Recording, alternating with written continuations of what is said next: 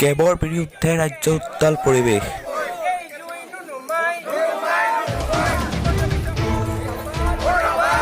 কোনোবা এটা ঠেল হেবেলি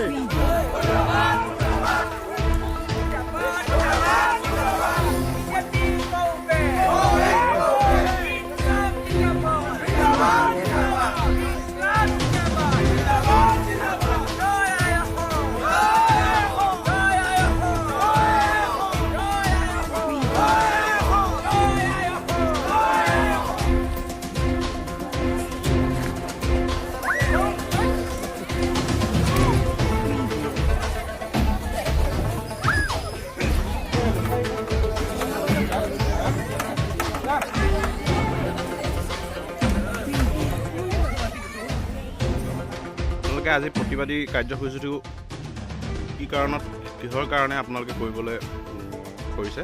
আজি সদৌ গোটেই উত্তৰ পূবৰ আছু আৰু নেচো একত্ৰিত হৈ পেলাই আহ্বানত হোৱা সম্বন্ধ কাৰ্যসূচী ফলপ্ৰসূ কৰিবৰ কাৰণে আমি প্ৰতিবাদী কাৰ্যসূচী কৰা হ'ল।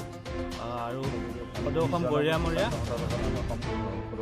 গৰিয়ামৰীয়া দেশী জাতীয় পৰিষদৰ আমি জুৰীয়া আঞ্চলিকৰ হৈ আছুৰ লগত একত্ৰিত হৈ আমি আজি প্ৰতিবাদী কাৰ্যসূচী কৰিম।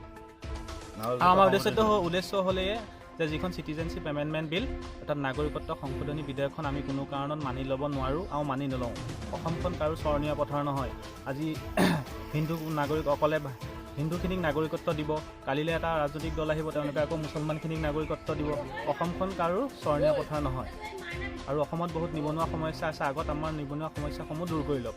গতিকে এই ৰাজ্যৰ চৰকাৰলৈ আমাৰ এয়া আহ্বান যে আমি নাগৰিকত্ব বিধেয়কখন আমি মানি নলওঁ আৰু মানি লোৱা নহ'ব। অসমখন বিদেশী ডাষ্টবিন নহয় আৰু আমি হ'বলৈ নিদিওঁ। যিকোনো কাৰণতে আমি কেবখন বাতিল কৰিমেই। জুৰিয়াৰ পৰা Zahir Ahmed report, news network Assam.